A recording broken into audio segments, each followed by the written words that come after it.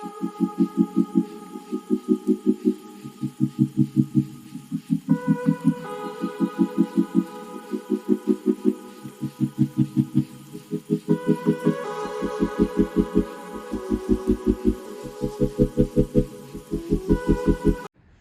Everyone, good morning. Madly বংলের নতুন একটা ব্লগে আপনাদের সবাইকে স্বাগত জানাই। আজকে রোববার 22শে ডিসেম্বর, সকাল এখন 10:30 মতো বাজে।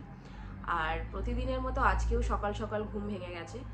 ছুটির দিন বলে সেটার কোনো নিস্তার নেই, কারণ প্রতিদিন সকালে ওঠার যে একটা রুটিন সেটা মেনটেন করতে গিয়ে ছুটির দিনগুলোতেও সকালেই ঘুম ভেঙে যায়। তো যাই হোক, ওঠার পরে একটু ফ্রেশ হয়ে চা খেয়ে দেন মনে হলো যে আমি কোথাও না কোথাও এই বাড়ি আসার জন্য বা এদিক ওদিক জায়গা চেঞ্জ হওয়ার জন্য আমার ওয়ার্কআউট রুটিনটা একটু এদিক ওদিক হয়ে গেছে।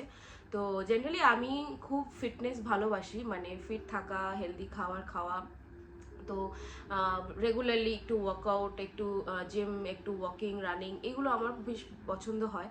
কিন্তু কোথাও না কোথাও সেই জিনিসটা এখন আপাতত এই জাস্ট লাস্ট কিছু দিনের জন্য একটু এদিক ওদিক হয়েছে। তো আজকে শুরু করব সকালবেলায় উঠে একটু জাস্ট হালকা এক্সারসাইজ করব।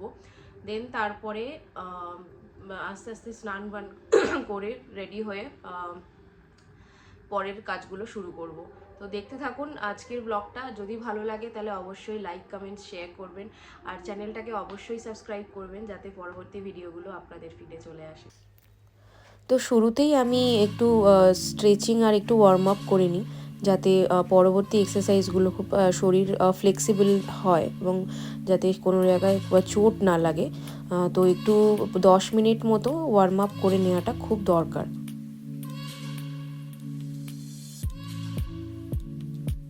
দেন আমি এখানে কিছু ফ্রি হ্যান্ড এক্সারসাইজ করে নিই, যেমন লেগ রাইজেস, প্লাঙ্ক অ্যান্ড ব্যাকের জন্য একটুখানি পুশ আপ করে নিই, চেস্ট পুশ আপ। তো এগুলো টুকটাক জিনিসগুলো করে নিই।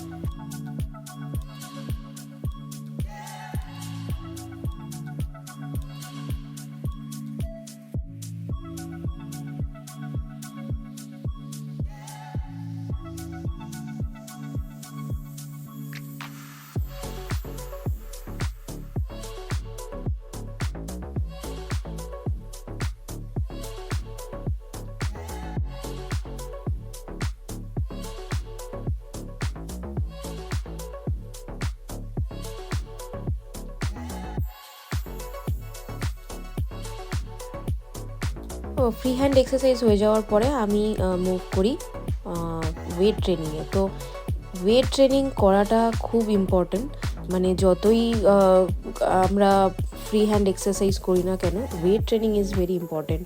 তো ওয়েট ট্রেনিং দিয়ে আমি আমার ওয়ার্কআউটটা কমপ্লিট করি। একটা মাইক অর্ডার করেছিলাম, কারণ আমার ভিডিও রেকর্ডিংয়ে খুব প্রবলেম হচ্ছিল, তো যার জন্য এই মাইকটা অর্ডার করা। স্নান করে পুজো করার পরে যে একটু ফাঁকা সময় পেয়েছিলাম, তখন ভাবলাম যে ভোলেনাথজির এই মূর্তিটা একটু পরিষ্কার করে নিই। এই মূর্তিটা আমি আমাদের ওই নিউ টাউনে যে মেলা হয়, হস্তশিল্প মেলা, সেখান থেকে আমি কিনেছিলাম।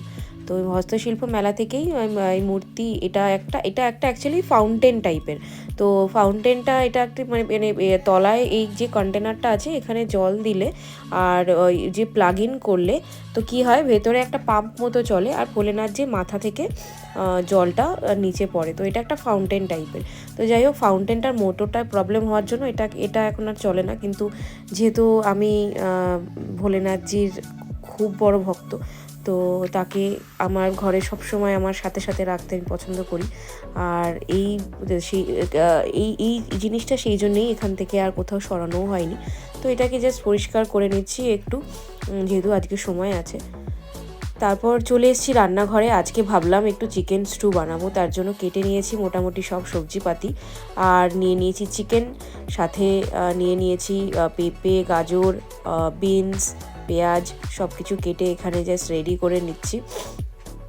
শীতকালে দুপুরে চিকেন স্টুটা খেতে বেশ ভাল লাগে। তো মোটামুটি এখানে একটা আমি প্রেশার কুকার নিয়ে নিয়েছি। প্রেশার কুকারেই আমি রান্নাটা করব, কারণ যেহেতু গোটা সবজি আছে, তো পেঁপে, গাজর এগুলো একটু বেশি টাইম ধরে সেদ্ধ না করলে ভালো করে সেদ্ধ হবে না। তো এর জন্য প্রেশার কুকার নিয়েছি যাতে একটা দুটো সিটি দিলেই হয়ে যায়। তো বাটার অ্যাড করার পরে সব সবজিপাতি দিয়ে আমি এখানে ভালো করে নেড়ে নিয়ে দেন এটার ভেতরে চিকেন দিয়ে দেব। আর তারপর ভালো করে নুন টুন সব কিছু দিয়ে চিকেনটা অ্যাড করে দিচ্ছি এখানে, দিয়ে একটু কিছুক্ষণ নেড়ে নেব।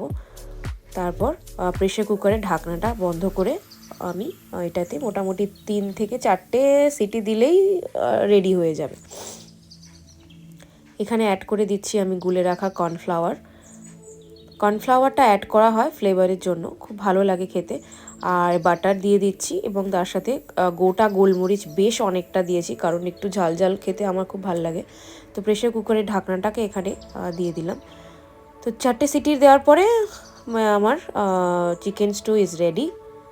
তো দেখতেই পাচ্ছেন চিকেন স্টু, গরম গরম চিকেন স্টু আমার রেডি হয়ে গেছে। দুপুরের লাঞ্চে এটাই আমার আজকে খাওয়া। সন্ধে এখন 7:30 মতো বাজে। আজকে রোববার ছিল, তো রোববারের দুপুরটা ভীষণ একটু একটু ল্যাদ হয়েই যায়। তো দুপুরবেলা খাওয়া দাওয়ার পরে একটু রেস্ট নিয়েছি, তারপর উঠে সন্ধে দিলাম পুজো দিয়ে, একটু চা নিয়ে বসেছিলাম। দেন এখন হঠাৎ একটু মাথায় এলো যে আর একদিন পরে ক্রিসমাস। তো ক্রিসমাসের ট্রি সাজানো, সেটা একটা ভীষণ একটা nostalgic and also an emotional thing. মানে আমার কাছে খুব ইমোশনাল। মানে আমি ক্রিসমাস আর সান্টা ক্লজ নিয়ে ভীষণ ভীষণ ইমোশনাল হই। তো যাই হোক, সেটা ভেবেই মোটামুটি একটা ক্রিসমাস ট্রি আমি আনিয়ে নিয়েছি। তো ক্রিসমাস ট্রি ডেকোরেট করার জন্য একটা ডেকোরেশনস আইটেম আনিয়েছি। আর জাস্ট ট্রির উপরে লাগানোর জন্য এই স্টারটা। তো এটাকে সেট আপ করবো। আর একটা ছোট লাইটও আছে আমার কাছে, তো এই লাইটটাও এখানে জড়াবো। তো আশা করি ভালোই লাগবে দেখতে। তো আমার সাথে দেখতে থাকুন কিভাবে আমি ক্রিসমাস ট্রি ডেকোরেট করছি। এটা ওই 2 ফিটের মতো একটা আছে ট্রি। তো আমার মনে হলো যে এই জায়গাটা একটু খালি আছে, তো এই জায়গাটাতে আমি লাগাতে পারি। আপাতত সেটাকে সেট আপ করে নিই। তারপরে আমি দেখবো যে মানে সেটা কোথায় রাখলে ভালো লাগে। তো 2 ফিটের যেহেতু ট্রি আছে, এটার হাইটটা অতটা বেশি হবে না। তো এখানে রাখলে মোটামুটি সেটা আশা করি ঠিকঠাক হয়ে যাওয়া উচিত। দেখা যাক, সেটাই ওখানে প্লেস করার চেষ্টা করবো।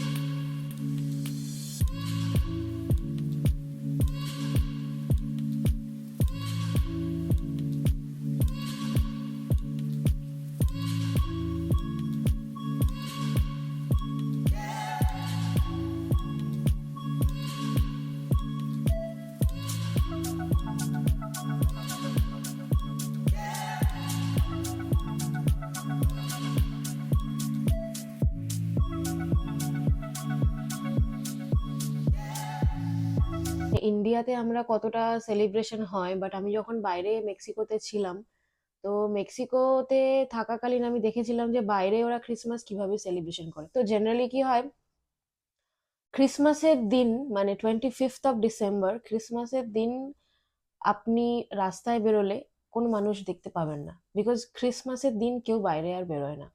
ওরা সেলিব্রেট যেটা করে সেটা হচ্ছে ক্রিসমাস ইভ। তো ইভ ইজ লাইক 24th। তো 24th-এর নাইটটা হচ্ছে ক্রিসমাস ইভ।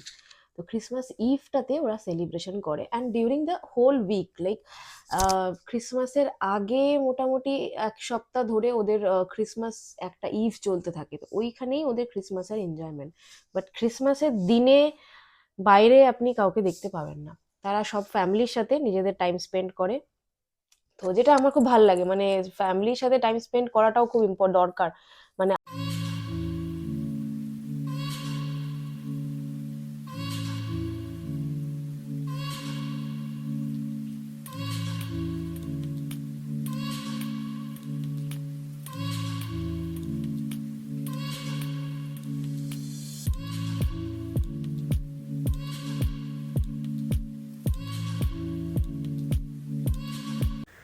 রেডি হয়ে গেছে আমার ক্রিসমাস ট্রি, খুব সুন্দর লাগছে দেখতে। আশা করি আপনাদেরও খুব ভালো লেগেছে আজকের ভিডিওটা। আর যদি ভালো লেগে থাকে তাহলে অবশ্যই লাইক, কমেন্ট, শেয়ার এবং সাবস্ক্রাইব করবেন। আর আজকের ব্লগে এই অবধি, কাল দেখা হবে নতুন একটা ভিডিও নিয়ে। তো আজকের জন্য গুড নাইট এবং শুভরাত্রি।